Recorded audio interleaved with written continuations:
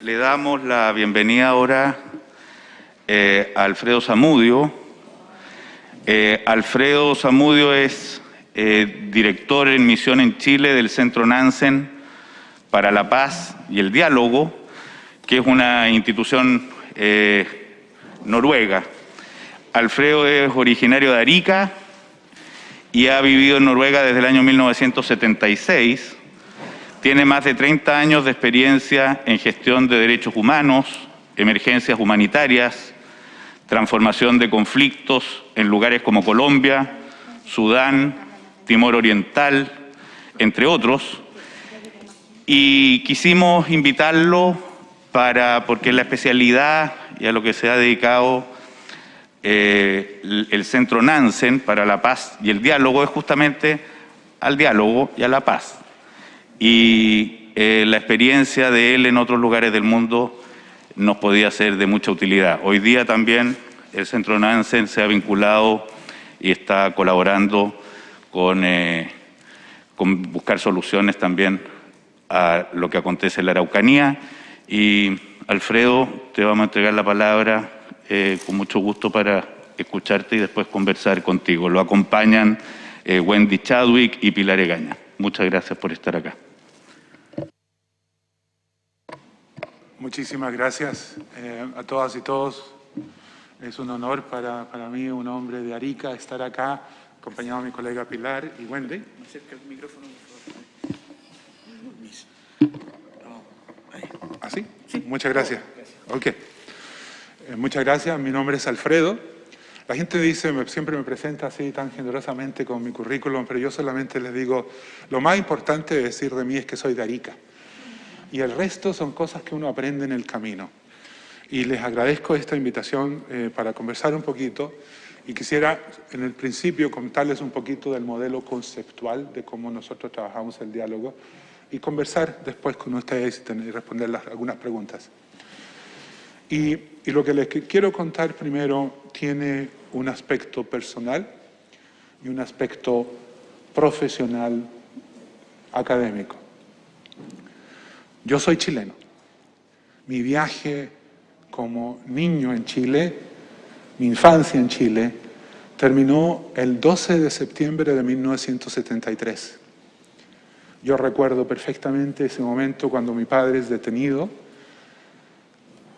desaparece por algunas semanas, yo quedo solo en situación de calle y peregriné por distintas ciudades de Chile buscándolo y acompañándolo luego de algunas semanas.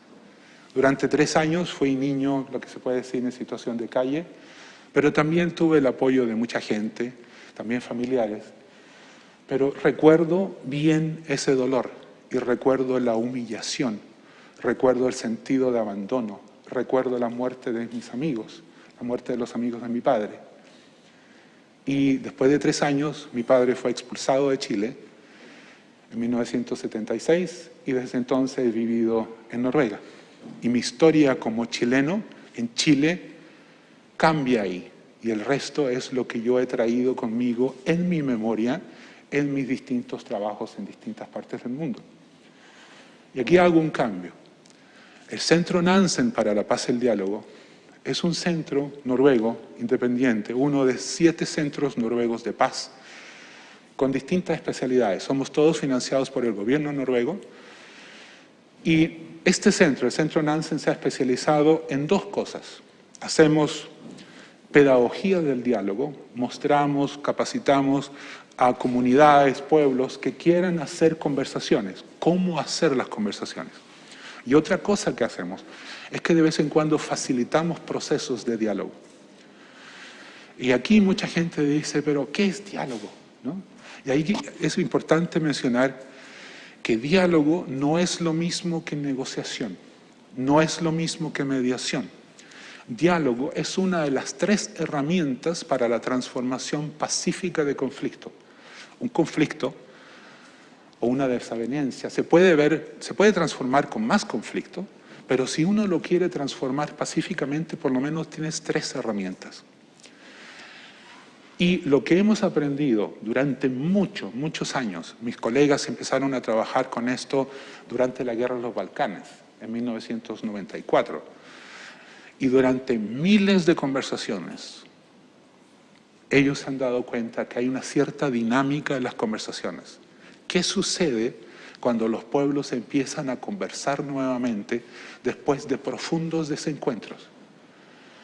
Y desencuentros con extrema violencia, donde todo se ha perdido, donde incluso el respeto por la vida ajena se perdió, donde vecinos matan vecinos.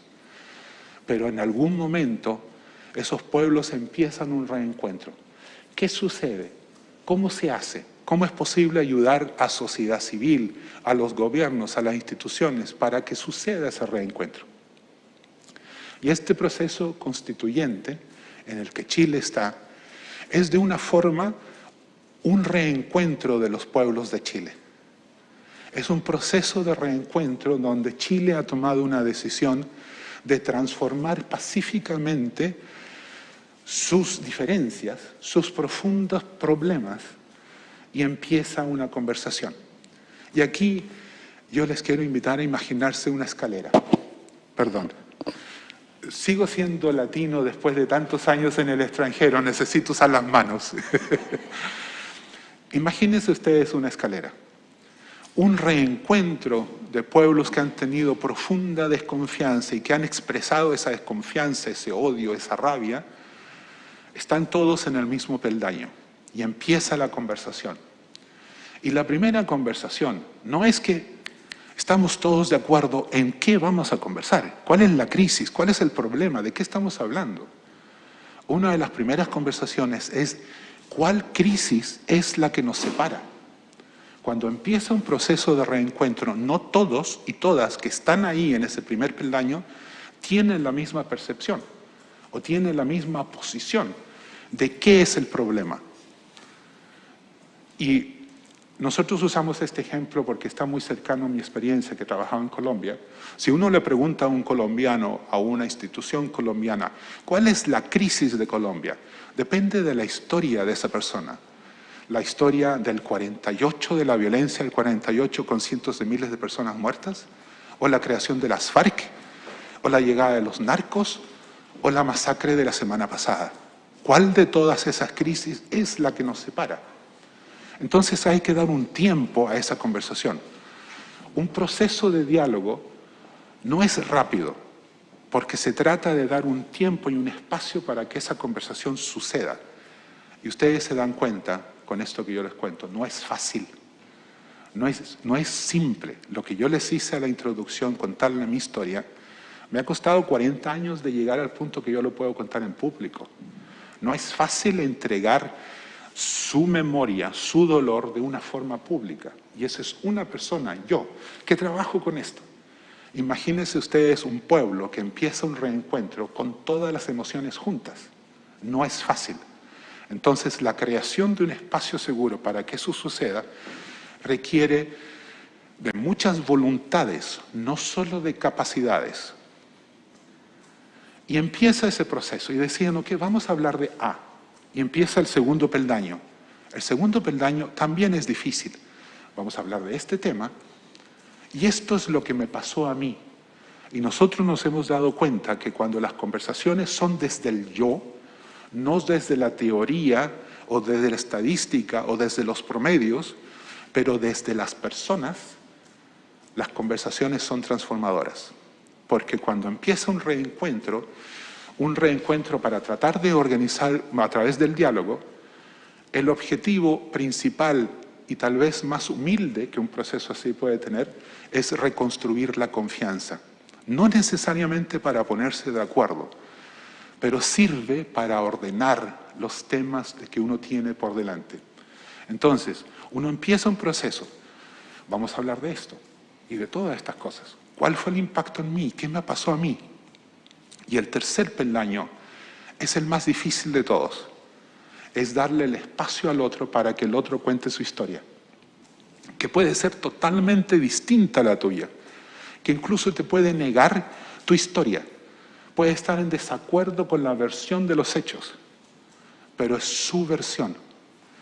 Y esto es importante, este punto en la conversación que tenemos ahora, es decirle que el diálogo no significa aceptar lo inaceptable, no significa perdonar lo imperdonable, no significa justificar lo injustificable, sino que se trata de entender cómo el otro o la otra toma decisiones o tomó sus decisiones. Y eso, balance, es difícil porque todo esto está mezclado con miedos, rabias y muchos sentimientos. Entonces, esto no es fácil y requiere de tiempo. Esto no lo haces en una tarde con post-its de la pared y con un consenso de votos. Esto es un proceso de reparación, de relaciones. Cuando llegas y le das el espacio al otro para que te cuente cuál es tu versión, yo no acepto tu verdad, no justifico tu verdad, no perdono tu verdad, pero te escucho. Ahora, si llegan a esa conversación, nosotros decimos que llegan tal vez a una especie de rotonda, donde pueden haber tres opciones. No hacer nada, que a veces sucede, porque las cosas son muy difíciles. A veces hay un cansancio brutal en una sociedad. Dicen, no sé qué vamos a hacer con todo eso. Tal vez tenemos que esperar. Otra postura es regresar al conflicto, que también a veces sucede. Y es tal vez legítimo de alguna forma. La otra opción es empezar a caminar en conjunto. Y ahí nosotros llamamos eso un punto de inflexión, que es la co-construcción de un futuro compartido. Y ahí tal vez empieza un proceso de reconciliación, tal vez. Pero por lo menos ya han escuchado de cuál crisis están hablando. ¿Cuál es lo que ha afectado? ¿Cuál es la historia? Y todo eso es parte importante de un proceso de diálogo que no lo puedes apurar. Ahora, un proceso constituyente como el que ustedes están es importantísimo para nuestro país, no solo por lo que ustedes están haciendo de facto, sino también por la inspiración que ustedes pueden dar y están dando a Chile. Hay mucha gente, nosotros hemos estado conversando con muchas personas en Chile, y hay mucha gente que los está deseando bien a todas y a todos ustedes, porque sabemos que es un reencuentro. Y ustedes dicen en Chile, apañar, ¿no? Quieren apañarlos, pero también algunos quieren que nos escuchen, quieren conversaciones, así como lo que ustedes acaban de tener en Arica, mi ciudad, y les agradezco por eso. Esa es una conversación para incidencia, ¿sí? Pero también hay otra conversación muy importante en Chile, que es la conversación que el pueblo de Chile debe tener entre sí durante todo el proceso constituyente. Entonces, esta conversación de país, este reencuentro de país, no es solo la convención constituyente y ustedes 155, ¿sí? Y no es solo la ciudadanía en conversación con ustedes, sino es también la conversación que el país tiene sobre lo que ustedes están haciendo. Porque no todos o todas desean trabajar para incidir, pero desean escuchar qué pasa, qué significa tal ley, qué significa tal cosa. Y eso nosotros le llamamos conversaciones espejo, que es posible realizar. Así como los ELAs, así como las asambleas autoconvocadas, así como tenemos que hablar de Chile o ahora nos toca participar miles y miles de comunidades en todo Chile que puede seguir la conversación de ustedes.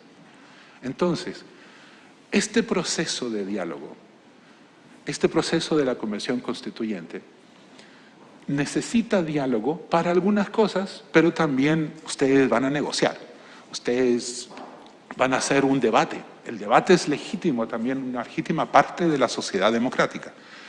Para nosotros en este trabajo también es importante recalcar eso, que un proceso de entrega de posturas y de ideas, uno puede tener un debate, y un debate es legítimo y muy importante. Se necesita una expresión en la democracia de decir, yo tengo mejores ideas que tú.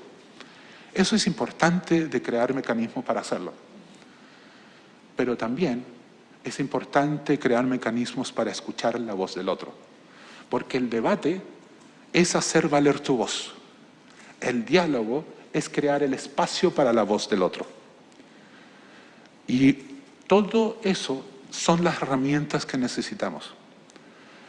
Yo les decía en mi introducción personal que en este proceso constituyente que ustedes han tenido, nosotros los observamos, los apañamos, los queremos mucho, y así Chile quiere también que a ustedes les resulte este trabajo, porque es una gran posibilidad de inspirar a esa conversación de país que el país necesita. El país tiene mucha memoria que algunos quieren decir es solo historia, pero ese choque entre la memoria y la historia debe estar en un proceso de diálogo.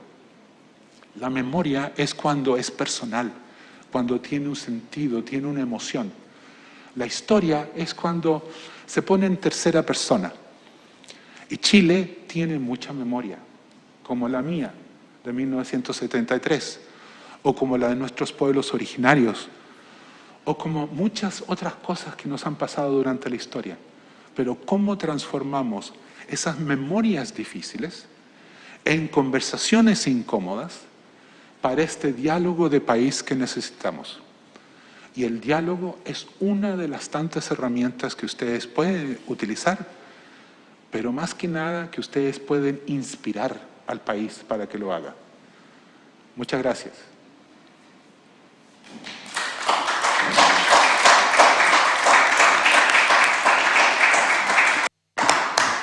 Muchas gracias, Sí. Alfredo.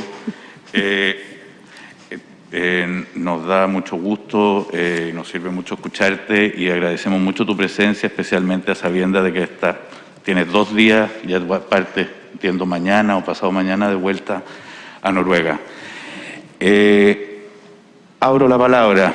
Preguntas. Sí, antes de las preguntas quisiera agradecer a título personal y también como coordinadora de la comisión el que estén los 3 acá con nosotros y nosotras compartiendo su experiencia y estas reflexiones que durante la mañana también habíamos tenido ahí una conversación que apuntaba un poco a esto de cómo a pesar de las diferencias somos capaces de conversar y dialogar.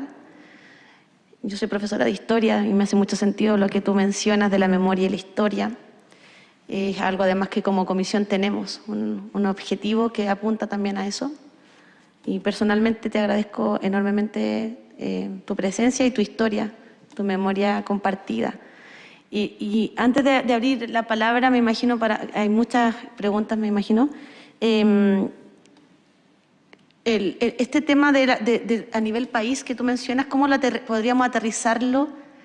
A nosotros nos interesa también cómo lo hacemos con este grupo humano de los 155 también que estamos dentro, que representamos un poco lo que mencionaba, estas memorias difíciles y estas conversaciones incómodas que estamos teniendo constantemente.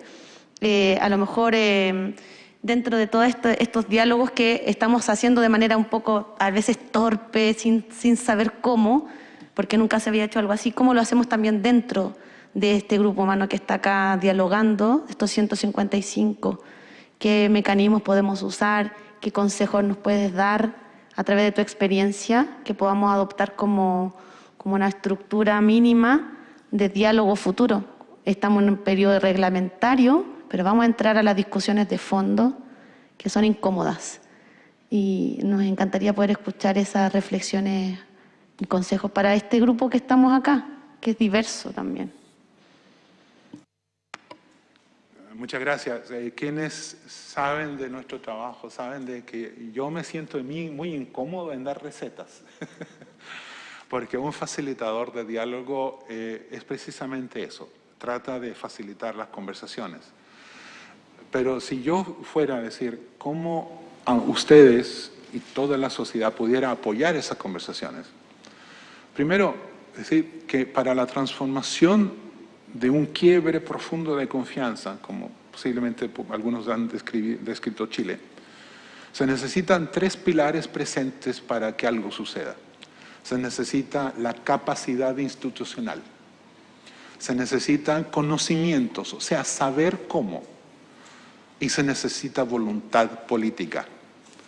Y Chile tiene capacidades, tiene instituciones, tiene muchos conocimientos, tiene mucha gente capaz, pero falta tal vez reparar o reconstruir la voluntad política.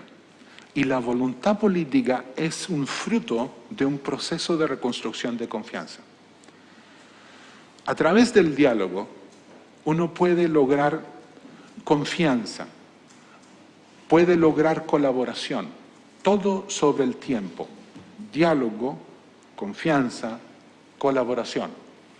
Porque cuando uno empieza una conversación a través de un diálogo, hay algunas cosas importantes que alguna gente dice. Por ejemplo, dicen, ok, ¿para qué nos sirve? Y eso es importante de entender, de que el diálogo no es necesariamente transaccional, porque el diálogo es exploratorio. ¿Para qué me sirve reconstruir una relación contigo? Es sumamente transaccional. Hay que ver la calidad de tener esos puentes de colaboración humana.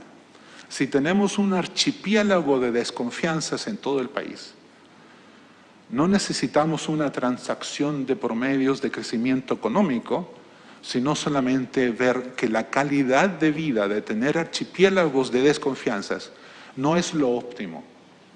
Nuestro país necesita construir en conjunto. Entonces, para aterrizarlo, yo diría, es sacar el para en el diálogo. ¿Para qué vamos a dialogar? Primero tenemos una necesidad de conversar, necesito aprender, necesito entender, y no es justificar, ni perdonar, ni aceptar. Y en ese proceso suceden cosas, suceden que uno descubre oportunidades. Nosotros decimos de que si uno no va muy rápido en un proceso de diálogo y no te pasas 2 pueblos de largo, descubres muchos problemas, pero también descubres algunas posibilidades si escuchas atentamente y si escuchas con humildad.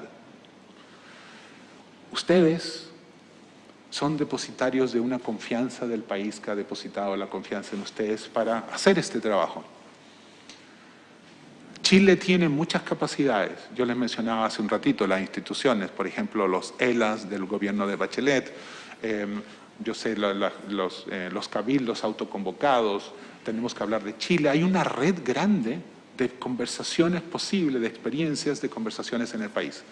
Y no se necesita un gran pero sí una gran invitación.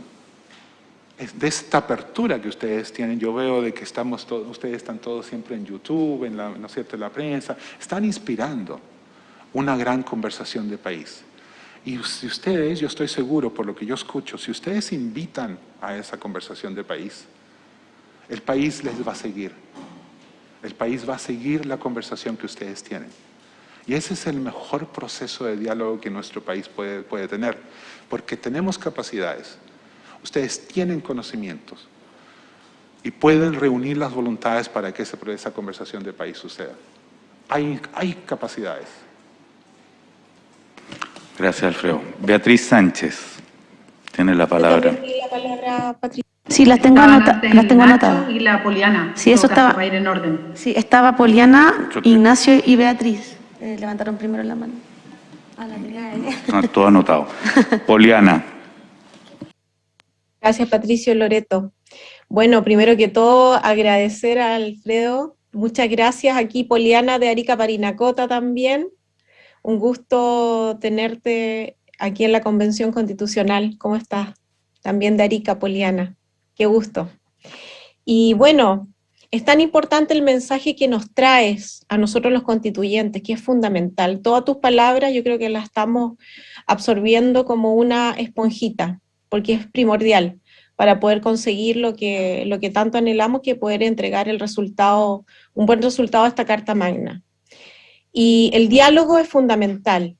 Y mi pregunta apunta a eso. ¿Cómo podemos facilitar este diálogo, esta conversación, cuando vemos que en algunas comisiones, como es la Comisión de Derechos Humanos, se veta a fundaciones como la de Jaime Guzmán o la Fundación Acción Republicana, que quieren traer su mirada, quieren presentar su testimonio sobre las víctimas de la Araucanía, pero se les veta para este diálogo, para esta conversación? ¿Cómo podemos facilitarlo para que los otros convencionales constituyentes puedan entender que tenemos que tener todas las miradas, todas las opiniones, para lograr esta conversación y este diálogo. Muchas gracias, Alfredo. Alfredo. Muchas gracias. Nuevamente me excuso, no puedo darles la receta para esto, pero sí puedo decir de que el factor tiempo es importante en esto. Yo he seguido la conversación que ustedes han dado, que ustedes han hecho, el proceso, y lo incómodo de una conversación se trata de eso, del proceso incómodo que ustedes han tenido. Escuchar para entender, no para aceptar o perdonar o justificar, es importante en un proceso de diálogo. Porque mucha gente dice, pero yo no quiero dialogar con el otro que piensa distinto. Y mucha gente lo dice y es legítimo. Pero nosotros les decimos siempre, es una oportunidad para que tú le digas al otro todo lo que tienes que decir. Si el otro está en el espacio para escucharte, usa ese espacio para decírselo. Y eso puede crear conversaciones muy difíciles, que duelen en el estómago, pero que son importantes en ese proceso donde hay tantas emociones y hay un revoltijo de cosas. Porque cuando uno empieza un proceso de diálogo así reciente, tiene todo mezclado. Y un proceso de diálogo y una escucha activa te permite entender entre los hechos, las necesidades y los sentimientos. Ahora,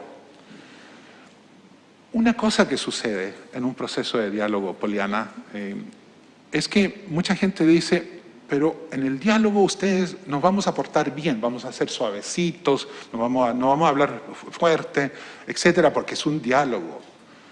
Y nosotros somos tal vez así como pensamos un poco fuera de la caja, le decimos, al contrario, el proceso de diálogo es el espacio para traer lo que tienes. Si tienes rabia, tráelo. Si tienes miedo, tráelo. Explícalo, cuéntalo, pregunta. Por eso que se trata de crear un espacio seguro para que contenga eso. Pero nuestra experiencia, y la experiencia de mis colegas que han trabajado muchísimo más que yo con esto, es que cuando van decantando estas emociones, en algún momento, en una conversación sincera, alguien pregunta, ¿podrías haber hecho algo distinto? ¿Qué otra cosa podrías haber hecho en ese momento cruel, en ese momento difícil? ¿Por qué no hicieron eso? ¿Por qué no optaron por otra cosa? Pero para llegar ahí, usualmente uno tiene que dejar que todo llegue. No es fácil. Por eso de que nosotros decimos que, y es un poco así como eslogan, y discúlpenme lo simplista del lenguaje que les voy a decir, el diálogo es para valientes, no porque requiera valentía de heroica, sino tal vez para atreverse a que el otro tiene una postura distinta a la tuya, y que tal vez tú no has visto. Tal vez. Pero entonces, cuando uno va escuchando capa por capa, tal vez o tal vez no, llegan a ese punto. ¿Qué podrías haber hecho distinto? Y no sé, Poliana, yo no seguí el debate al detalle, pero tal vez hubiera podido ser posible esa conversación. Quizás nos hubiese ayudado al diálogo, Alfredo, para haberlo logrado. Sucedió, Poliana. La conclusión de ese día no fue el comienzo, fue todo lo contrario de la negación de escuchar al otro. Sí, sucedió, pero posterior, no el mismo día. Porque nada sucede según estamos escuchando el mismo día, Alfredo.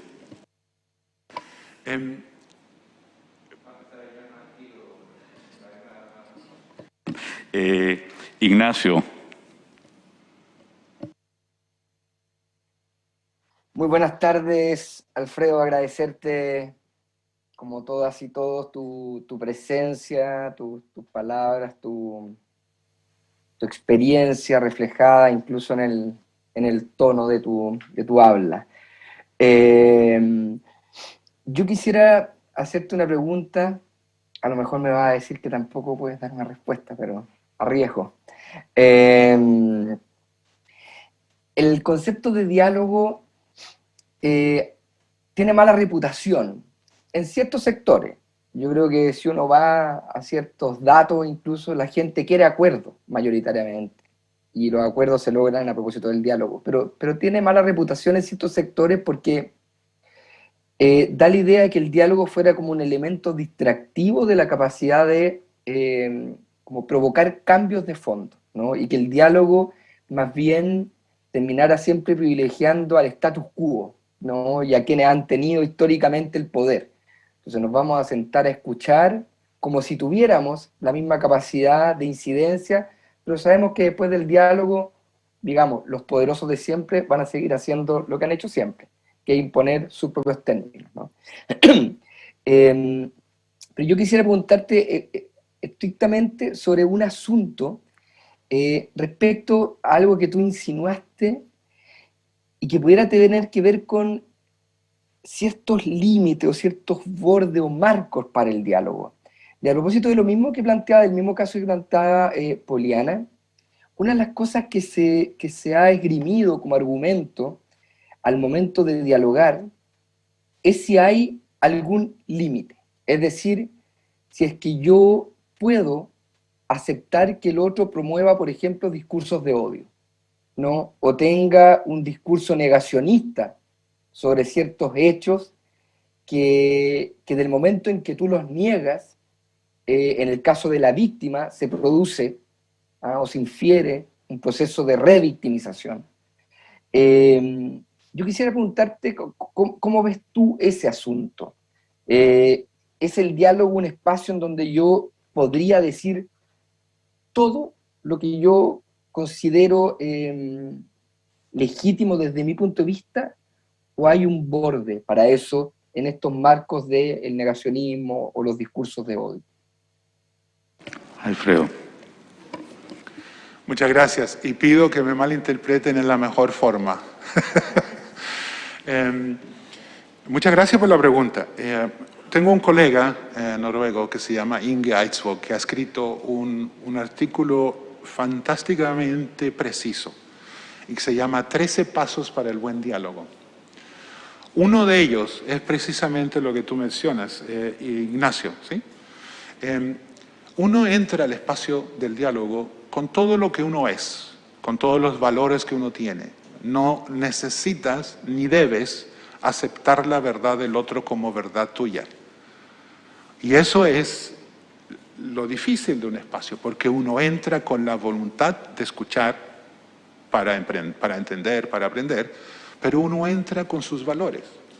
Entras como tú mismo. Y es muy importante ese factor de que uno entra como un ser íntegro. No necesitas doblegarte para estar en el espacio del diálogo. Ahora, la asimetría del diálogo que Ignacio menciona al principio es sumamente importante. Porque en un espacio de diálogo, especialmente cuando ha habido quiebres, violencia, cosas terribles, guerras civiles, hay algunos que tienen poder, mucho poder, y otros que tienen poco poder. Y un proceso de diálogo no necesariamente va a lograr ajustar esa asimetría, porque un facilitador o facilitadora no puede decirle, ok, tú tienes que ceder poder, porque esa es una transacción que quienes están en el diálogo tienen que hacer. Pero quienes facilitan un proceso de diálogo tienen que estar atentos a esa asimetría física, pero también histórica, de asimetrías acumuladas. Esas asimetrías acumuladas pueden transformarse a través de la creación de la confianza. Quienes están en el proceso toman las decisiones, si siguen o no siguen. Por eso que es importante sacar el para, porque si quien tiene mucho poder dice, yo voy a estar en el diálogo si tú me das esto, si tú cambias tu conducta, entonces no es un diálogo, es una negociación, es una transacción. Por eso que es importante estar alerta de esto. ¿Para qué uno entra al diálogo? Tal vez para reconstruir la confianza, tal vez para identificar los muchos problemas, tal vez para identificar algunas pocas posibilidades, y dicen, ok, nos costó, dolió, me costó tiempo, pero entiendo de que ahí encontramos algo que podemos co-construir en conjunto y el resto todavía no. Pero ese algo puede servir con las reglas del diálogo o con la negociación o con la mediación. Y es importante esa distinción porque el diálogo no es el panacea. El diálogo es una herramienta que sirve en simple para ordenar las conversaciones, para identificar posibilidades y para ordenar y para crear confianza. Entonces, si uno toma una decisión en un proceso de diálogo, identifica, ok, esa cosa A, tal vez pudiéramos hacer algo con eso. Ustedes salen del espacio del diálogo y usan nuestras herramientas democráticas, el debate, la negociación, lo que ustedes usen, y encuentran una pared y se dan un encontronazo otra vez. Y dicen, aquí no tenemos confianza. Y empiezan otra vez, sacan el para de la conversación. Tratemos de entender, ¿cómo ves tú esto? ¿Cómo vemos esto históricamente? Vamos a identificar los problemas, vamos a tratar de encontrar dónde están las posibilidades que no estamos viendo. Lo logran, tal vez, y salen de ese espacio y usan otras herramientas. Es como entrar en ese cuarto en la azotea que uno tiene siempre ahí, todos los cachureos, y empiezas a ordenar. Y esos cachureos históricos nuestros nos hacen mucho ruido. Y el diálogo sirve para ordenar, para entender dónde están las posibilidades que nuestras emociones nos están dejando ver. Entonces, lamento, Ignacio, si yo te doy una respuesta un poco larga, pero es lamentablemente yo estoy captivado por mi forma de hablar lento y también porque esta es una cosa que no hay una receta única, pero el tiempo es un factor crucial, tomarse el tiempo para identificar las posibilidades. Gracias, Alfredo. Andrés. Muchas gracias, Alfredo de Arica. Andrés de Concepción. Quería agradecerle profundamente lo que nos ha dicho. Creo que es sumamente trascendente para los efectos de continuar con nuestra labor, más aún cuando creo que uno de los aspectos esenciales y que nos falta desenvolver y profundizar son el diálogo, la confianza y el sentido de colaboración. Finalmente hemos visto mucha confrontación y creo que estamos trabajando para los efectos de generar esas confianzas para llegar a los espacios de diálogo sin aceptar como verdadero necesariamente lo que señala nuestro legítimo contradictor. Sé que no tiene la receta, lo asumo, ya lo tengo claro, pero existen dos aspectos. Primero, ¿hay algún protocolo para los efectos de enfrentar situaciones complejas? ¿O dónde podemos encontrarlo? ¿Están en la página de Nansen? ¿Algún tipo de experiencia que nos permita acceder a experiencias en situaciones complejas? ¿Ya? Y en segundo lugar, ¿cómo hacerlo cuando efectivamente nosotros tenemos marcos que como consecuencia de la segregación nos impide poder ver lo que el otro ve del mismo hecho? O sea, yo creo que uno de los grandes factores que nos tiene acá, para bien o para mal, depende de la circunstancia que le pregunte, es el hecho de que la segregación implica una diferenciación en términos de que no existe un ámbito de unión o de mancomunión dentro del aspecto externo en el cual nosotros nos desenvolvemos. La segregación implica que los que tienen determinados recursos, viven en un lugar, mandan a su hijo a ese lugar, tienen a su hijo en determinadas universidades y luego se genera una autopoiesis, por decirlo de alguna manera, entre ellos mismos. Y se pierde la empatía. Yo no soy capaz de generar un espacio de visión moral o ética que el otro ve. Y como no es capaz, finalmente puede ser que de buena fe, no hay mala fe acá, de buena fe él considere que lo que dice el otro está absolutamente errado, equivocado, porque yo jamás puedo experimentar lo que el otro ve. Hay gente que nunca se ha subido a una micro, nunca se ha subido a un metro, no ha tenido el hecho de estar en situaciones de aglomeración de personas, que siempre ha tenido espacios. ¿Cómo lo hacemos para generar justamente esta posibilidad de un vínculo entre personas que lamentablemente durante años han vivido desde una perspectiva tan segregada? Alfredo. Y eso que nos estás pidiendo una receta. Muchas gracias. Muchas gracias por la pregunta. Yo no sé si les podría responder, pero claro, lo que dices es un protocolo, ¿sí? Hay experiencias y yo les he traído dos cositas de regalo. Uno es un manual hecho por la Fundación Barhof de Alemania, que hizo un análisis a 19 procesos constituyentes y diálogos nacionales. ¿Okay? Y con una precisión alemana, olvídense. Y este es el análisis de 19 países, ¿sí? Y está en español, es gratuito, nosotros tenemos algunos por escrito que se los traemos para acá, pero están una variedad, desde Túnez, Sudáfrica, Afganistán, todos, ¿sí? Y donde hay algunas cosas que le pueden servir a ustedes como ejemplos de otros lugares, ¿sí? Es bien interesante, bien importante, y es fácil lectura, se los dejo.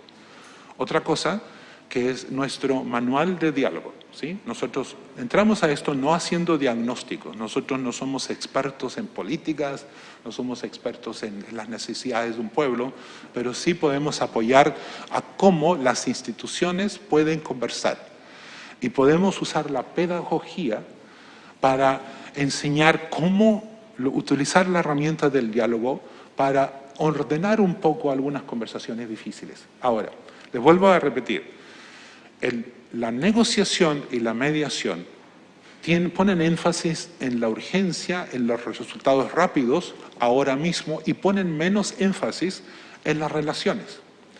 Se puede decir que la negociación es para lo urgente, y es legítimo, es útil, salvamos vidas con la negociación. Pero el diálogo pone menos énfasis en el resultado rápido, pero pone más énfasis en reparar relaciones. Y en ese proceso de reparar relaciones puedes encontrar las posibilidades que no estás viendo porque hay mucho miedo, mucha rabia y todos los sentimientos que les mencionaba. Entonces, nosotros ofrecemos estas capacitaciones en Chile en forma gratuita. Podemos hacerle un curso, pero sumamente intensivo, a quienes lo deseen. Y podemos conversar con la Secretaría y todo eso, y eso es gratuito, nosotros lo hacemos gratuito en todo el mundo, ¿sí? Y con todo gusto, con todo el cariño, y este manual está traducido al castellano, está publicado aquí con la Universidad Alberto Hurtado y con el apoyo del CRUCH, ¿sí? Lo otro es cómo reconstruyes esos puentes entre islas que no se comunican, ¿sí? Por eso yo hablaba del archipiélago.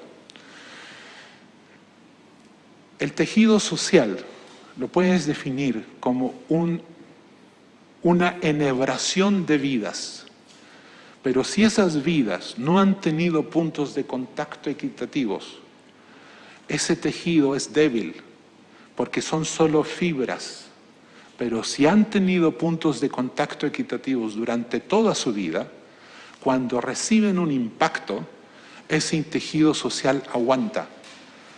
Pero si ese tejido social no tiene puntos de conexión y recibe un impacto, un riesgo, una amenaza, no lo resiste.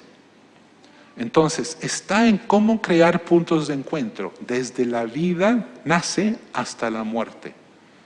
Una sociedad resiliente no es una sociedad que tiene puntos aislados capacitados. Es una sociedad resiliente, es una sociedad colaborativa. No solamente para entender lo que nos pasó en el pasado, toda la historia, la memoria, lo que tenemos aquí, pero también transformar lo que hay ahora. Y más aún es prevenir lo que viene y mitigar los impactos de los desastres y las tareas y los problemas del futuro. Esta es una oportunidad en este momento de nuestra historia para escuchar y para crear esos puntos de conexión, para salir más resilientes como sociedad. Pero se necesita voluntad para atreverse a cruzar a espacios donde no ha sido hace mucho tiempo o nunca. Y cómo creamos confianza de que cuando tú cruces, nada malo te va a pasar. Ahí se necesita una mano que invite, un espacio que invite. Mira, tú eres tal, tal y tal, no te creo, no me gustas, Siempre has sido del partido, del equipo contrario. Pero a ver qué pasa si empezamos a estar en el mismo espacio, que no significa justificar, ni perdonar, ni aceptar, ni pensar como el otro, porque uno entra con todo lo que uno es. Pero a ver qué sucede. Necesitamos una sociedad colaborativa, pero para llegar allá tenemos que tener estas conversaciones que son difíciles ahora. Muchas gracias, Alfredo. Bea Andrés Sánchez. de Concepción. Beatriz. Sí. Hola, Alfredo, muchas gracias por la exposición. Ha estado súper interesante a propósito de lo que estamos haciendo acá. Yo te quería preguntar dos cosas y que tienen relación con esta misma comisión. A propósito que estamos hablando de diálogo y de comunicaciones y de cómo comunicar además todo esto. Hay dos cuestiones que tú dijiste que me parecen súper interesantes. Una es el diálogo y cómo el diálogo también puede ser un espacio que se lea como, y no necesariamente que no sea, sino como un espacio de conflicto.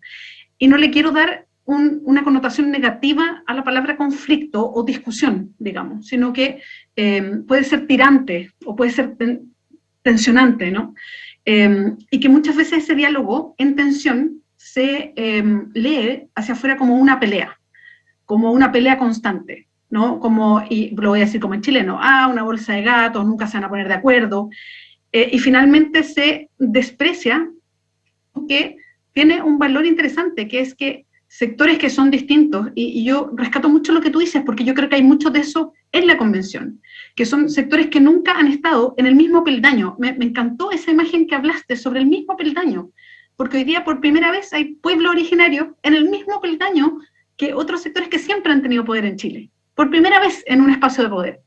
Entonces, evidentemente que aquí se está generando un diálogo que es muy tenso en muchos momentos. Entonces, mi pregunta es, ¿cómo se comunica que ese diálogo de tensión, porque además estamos hoy día como una especie como de caja de cristal, ¿no? Por ejemplo, esta misma conversación está siendo transmitida en directo hacia afuera. Todas nuestras conversaciones están siendo transmitidas en directo hacia afuera, y si no es en directo en el momento, son grabadas y son transmitidas después, o sea, permanentemente, ¿no? Entonces, ¿cómo podemos comunicar efectivamente que esto tiene que ver con un diálogo que es necesario, con un diálogo que busca justamente este encuentro, que muchas veces esa tensión o ese conflicto no quiere decir que es una pelea, que es una forma, que la democracia tiene conflicto permanente, y que eso no es necesariamente una cuestión negativa, ¿no? Que hay una tensión. ¿Cómo comunicamos eso? Y al revés, cómo muchas veces un encuentro que termina siendo muy de encontrarse razón incluso con otras y otros que están en veredas políticas distintas y que a nosotros mismos nos cuesta, ¿no? Es como, uy, tiene la razón, o sea, le encuentro razón y piensa distinto que yo, me gusta o no me gusta, uno mismo se conflictúa con eso, ¿no? Y cómo eso también se puede mostrar desde afuera, en el mismo entendido que podemos ser colaborativos sin que tú te traiciones a ti mismo, ¿no? Cómo eso ayuda a algo que tú dijiste, que se está mirando esta convención como una oportunidad país de darnos un diálogo distinto, que a mí me interesa mucho, esa comunicación, el aspecto simbólico que tiene hacia afuera lo que estamos haciendo. Perdón que me haya extendido, pero es que quería como que se entendiera lo que estaba preguntando. Muchas gracias. Alfredo. Beatriz, ¿cuántas horas podríamos seguir conversando? Porque... Lo siento, Alfredo. No, para nada. Esta es una invitación a seguir conversando. Y eso lo que estoy diciendo es medio en broma, pero medio en serio, porque no necesariamente es un proceso donde uno llega, aterriza la verdad, pero explora. Y usas la memoria, usas la experiencia, usas la construcción colectiva.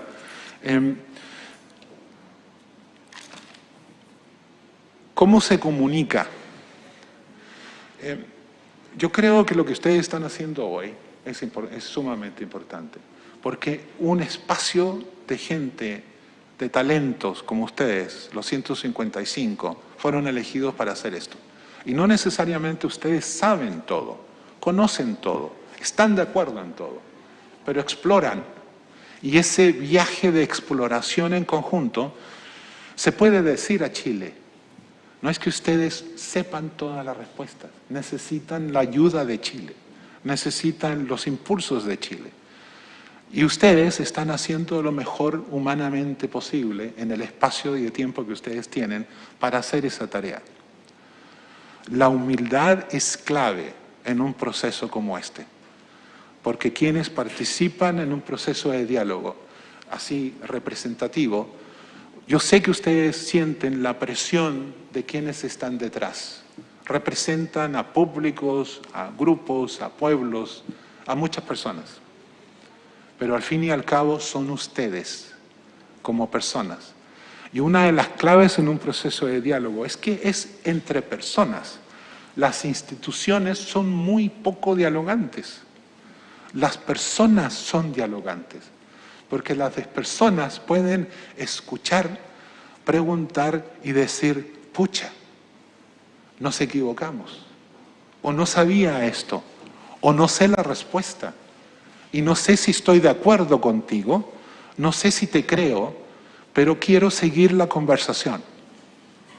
Ese tipo de señales son importantes en un proceso de diálogo, porque aunque ustedes no logren encontrar una solución, seguir la conversación es importante. Les quiero contar una anécdota, Patricio, si me permite la mesa. Yo tengo un colega muy sabio, que ya se jubiló.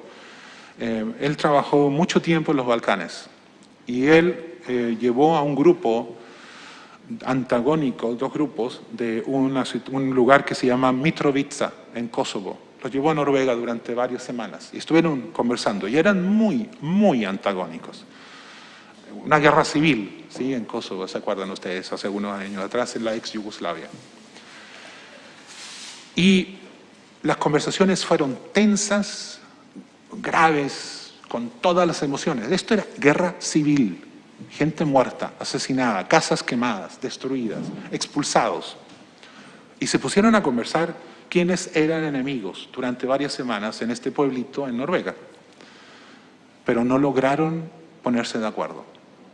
El dolor era muy grande, la rabia era muy grande. Llegaron al último peldaño después de haber escuchado la crisis, el yo, el tú, y a qué hacemos ahora, y decidieron, ¿sabes qué? Vamos a seguir en el conflicto. Y regresaron al conflicto. Un tiempo después, las casas de un lado del río fueron reconstruidas, reparadas, y empezó a regresar la gente del otro lado. Y los de este lado, con mucha, mucha rabia, se unieron y iban a cruzar el puente para ir a quemar las casas nuevamente. Y el líder de ellos, que había estado también en estas conversaciones, se puso en la mitad del puente y les dijo, no, yo tengo rabia con ellos, no quiero que regresen, pero no quememos las casas nuevamente. Entonces, aún así, en un proceso de diálogo que aparentemente no sirvió para la reconciliación, sirvió para humanizarse, para desescalar la tensión, para encontrar otra vez que se puede hacer a través de soluciones políticas. Y todavía, años después, siguen en ese problema y hay un problema territorial muy grande, muy grave, pero se transformó la situación. Y nosotros hablamos mucho, incluso este manual habla no es de la solución, el diálogo para la solución, el diálogo para la transformación de algo que es súper subatómico de explosivo o un poquito menos caliente. Porque ahí, cuando le cambias la temperatura, sabes qué hacer. Cuando le bajas la temperatura a un conflicto, a una tensión, manejas el miedo. Y el miedo, junto con la rabia, son explosiones nucleares. Si sacas el miedo de la ecuación, te quedas con la rabia. Y la rabia le puedes dar un causal político, judicial, negociaciones, todo lo que tú quieras. Por eso que el diálogo en una situación de quiebre grande es importante. No es la única herramienta, pero también puede servir para desescalar grandes crisis y encontrar soluciones políticas, de negociación, de debate, de todo lo que ustedes usen como democracia. Entonces no es la única herramienta para solucionar todo, pero puede servir para un componente del proceso. Gracias, Alfredo. Alfredo Moreno. Entre Alfredo se arreglarán ahora. Sí, Alfredo de Río Claro soy yo, no de Arica. Bueno, el más rubio de los Alfredos Morenos. Sí, así es.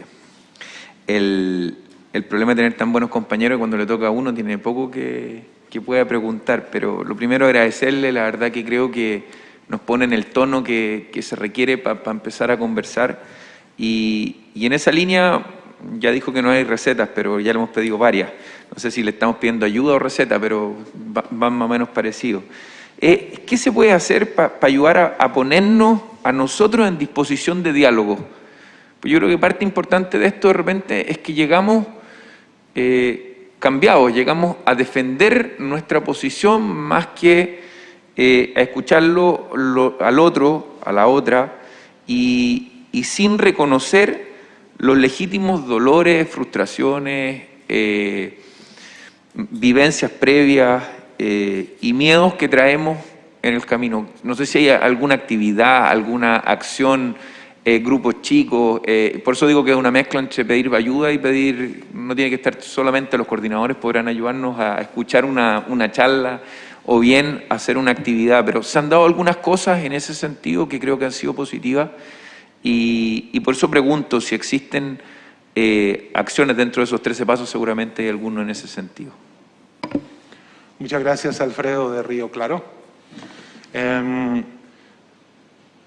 Mira, si es pedir ayuda, nosotros con todo cariño, con todo apoyo podemos apoyar. Hay que encontrar el espacio, la forma que sea prudente y necesaria. Yo tomo la micro Matadero Palma, Noruega, Chile y llego, ¿sí? Aquellos jóvenes que no saben qué es la micro Matadero Palma, no saben, pero los viejos lo sabemos. Yo la conozco. Pero sí es posible y están totalmente dispuestos a colaborar en lo que sea posible.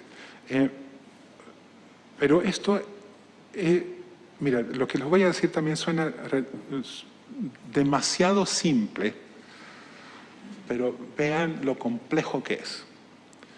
Cuando uno empieza un proceso, dicen, ok, mira, tenemos que transformar esto, ¿qué vamos a hacer?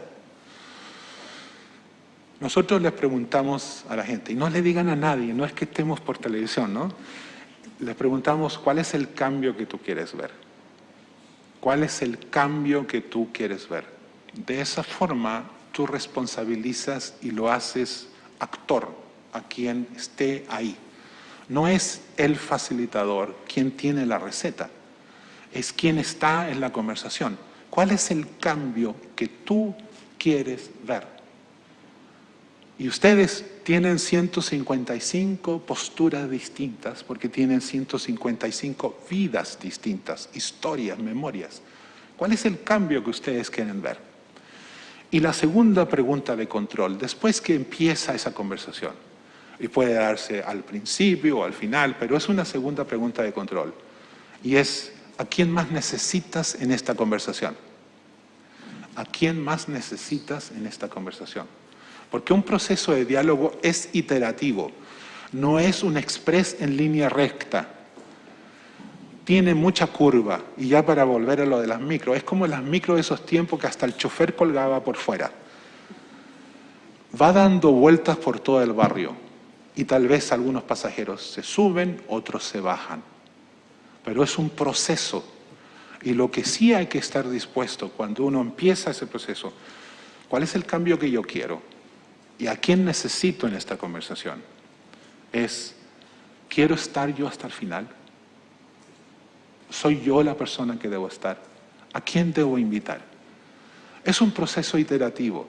Y yo les invitaría que cuando ustedes embarquen en este proceso de diálogo de país, e inviten al país a esa conversación, hay que creer y crecer en este proceso. Porque es un proceso de transformación pacífica y un reencuentro de país. Creamos en él y no vamos a estar de acuerdo durante el proceso, pero podemos crecer como personas.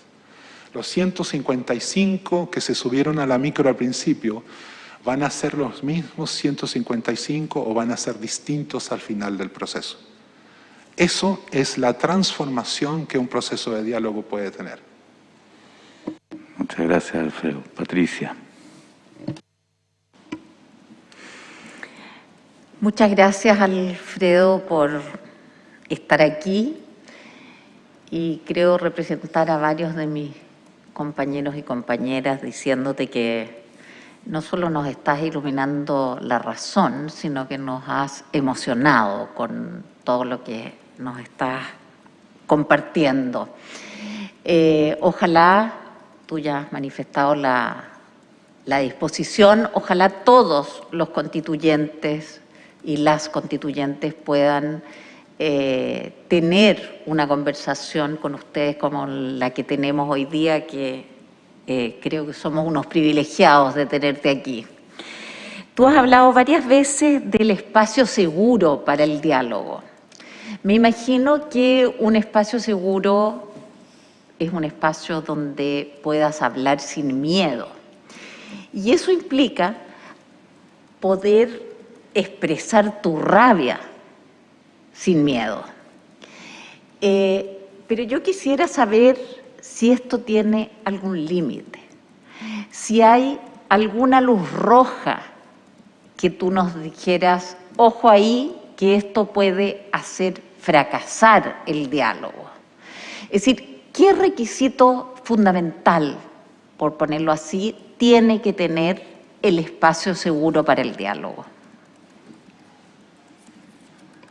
Muchas gracias, Patricia. Generoso con tu comentario. El espacio seguro es una co-construcción de quienes participan. No hay una receta única y nosotros siempre invitamos a las personas que participan ¿qué desean ustedes? ¿Cómo hacer este espacio seguro? Y nos tomamos el tiempo para crear las reglas de la conversación. Pero hay algunas claves. Y es el respeto a la diferencia. Respeto no significa aceptar, ni justificar, ni perdonar, pero entender que el otro tiene una vida distinta, cometió errores distintos a los tuyos. Para decirlo en chileno, metió la pata de otra forma. Y eso es su vida, sus opciones, sus decisiones.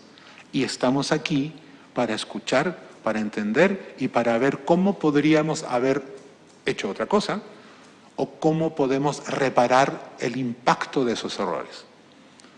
Es un mapeo y para ese mapeo exista, el espacio seguro es importante porque si no la gente no habla. Hay personas en Chile a quien les da susto un micrófono, le da susto que un periodista venga, pero necesitan participar en la conversación. Vamos a tomar tu voz y el voto y todo lo demás y lo que tú dices es importante y si no dices tu voz, todo se va a ir a las pailas, para decir así. Es mucha presión para mucha gente. Un espacio seguro tiene que ser con un umbral bien bajo también, para que sea inclusivo, incluso para aquellos que no necesariamente quieren una postura de lucha. Pero también tiene que tenerlo para ellos. Y eso es lo difícil de esto. Por eso que la co-construcción, porque quienes están en ese espacio lo construyen. Algunos están más dispuestos a escuchar cosas difíciles, otros no. Cada espacio es distinto. Otra clave es no asumir las ideas del otro. No creer, no, es que tú eres así. Eso es difícil, porque ser es muy difícil de cambiar. Hacer es mucho más fácil. La diferencia entre el ser y hacer es clave en un proceso de diálogo. Pero no es lo primero que uno logra. Pero con una regla, decir, mira, dejar hablar, escuchar para entender, no necesariamente para responderle al otro. En el debate eso es legítimo. Escuchar para responder. Pero en el diálogo es escuchar para entender y darse un poco más de tiempo para captar cómo el otro es que él se equivocó, dónde se equivocó, cómo se equivocó, cómo podemos aprender de esa equivocación. También es muy importante hacer eso. Pero las reglas del diálogo, las mejores reglas del diálogo son construidas en común en el espacio donde están, el espacio seguro. Eso te podría decir, pero aquí en este manual, y esto parece casi como la propaganda, ¿no es cierto? Y ahora levantemos, aquí hay algunas sugerencias. Alfredo, yo tengo la impresión de que nosotros, todos los acá presentes, hemos ido cambiando en el poco tiempo que va. Y se puede notar también en que primeras actuaciones mutan y se convierten en otras conclusiones. Y muchas veces, sin embargo, lo que queda es la primera actuación deslumbrante más que la virtuosa solución. Y quizá lo que nos falta también por aprender todavía es asumir como virtuosa o como feliz esa transformación y no verla con la culpa de la tradición, que creo que es algo que también a veces cuesta. O sea, el que llega de un modo le cuesta mucho asumir la transformación, o sea, salir del hecho de que esa transformación también conlleva una renuncia o de alguna manera un sacrificio. Tú que has estudiado, recorrido y visto también en tantos procesos de este tipo y de otros en el mundo, yo te quería preguntar ¿cómo ves los pasos de avance de este proceso? Hay quienes, digamos, prefieren ver justamente lo calamitoso, lo estruendoso, pero tú has visto varias experiencias y cómo más o menos diagnosticarías, describirías el proceso de avance de este proceso en el que estamos nosotros. Describirías mejor. Patricio, yo saco mi capa de torero y te hago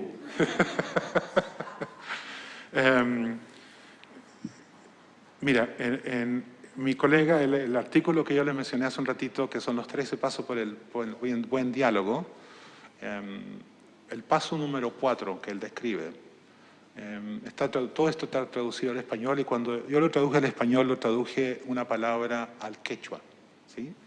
Y les explico un poquito el concepto. Cuando los pueblos están divididos, las comunidades están divididas y empiezan a reencontrarse, posiblemente tienen una división, un muro, ¿sí? Y en este artículo nosotros le hemos puesto el nombre pirca, una pirca de piedra que nos divide. Y la gente dice, oye, que tenemos que irnos por el problema más importante, más grande en este momento, porque ya, esto es lo que hay que solucionar.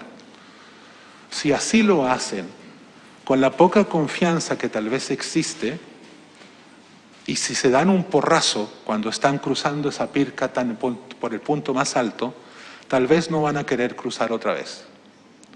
Entonces, nosotros le decimos, encuentren el lugar más bajo de la pirca, la transformación más factible, que si ustedes la logran, van a seguir buscando más y más difíciles. Y si no logran esa transformación, no logran ese cruce, como es algo bajito, en un lugar bajo de la pirca, el porrazo no les va a doler mucho. Entonces, mi impresión, y yo te digo como Alfredo de Arica, que ustedes empezaron por los lugares más bajos de la pirca. Eso podría decir. Muchas gracias, Alfredo. No sé si hay alguna otra pregunta, ya estamos más o menos en la hora. Quisiera agradecerte a nombre de esta Comisión de Comunicaciones, pero creo que también a nombre de todos quienes han visto esta conversación, tu presencia, tu oferta de ayuda, tus consejos o tus descripciones, mejor. Y esperamos poder seguir de alguna manera recurriendo a la experiencia de Nansen en lo que nos puedan colaborar. Hoy día ha sido un día, yo creo, muy especialmente interesante en esta comisión. Tú cierras algo que fue el comienzo de una conversación en la mañana que tenía mucho que ver justamente con el diálogo, con cómo entendernos, algo que no siempre es fácil abordar de frente. Y creo que se cierra de manera muy virtuosa. Esperamos que este sea el comienzo, como decían en Casablanca, de una bonita amistad. Muchas gracias.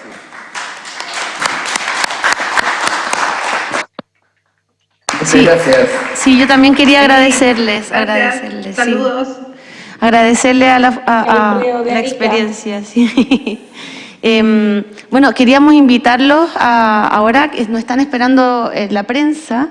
Nosotros hoy día tenemos el punto de prensa como comunicaciones, entonces queremos invitarlos a que nos puedan también acompañar para poder un poco dar la impresión de esta conversación que se dio hoy día y agradecer también. Hay mucha gente que hubiese querido estar de los otros convencionales y poderlo replicar también nosotros entre nuestros compañeros también de esta hermosa experiencia que nos has dado. Así que muchas gracias. Se levanta la sesión. Muchas gracias.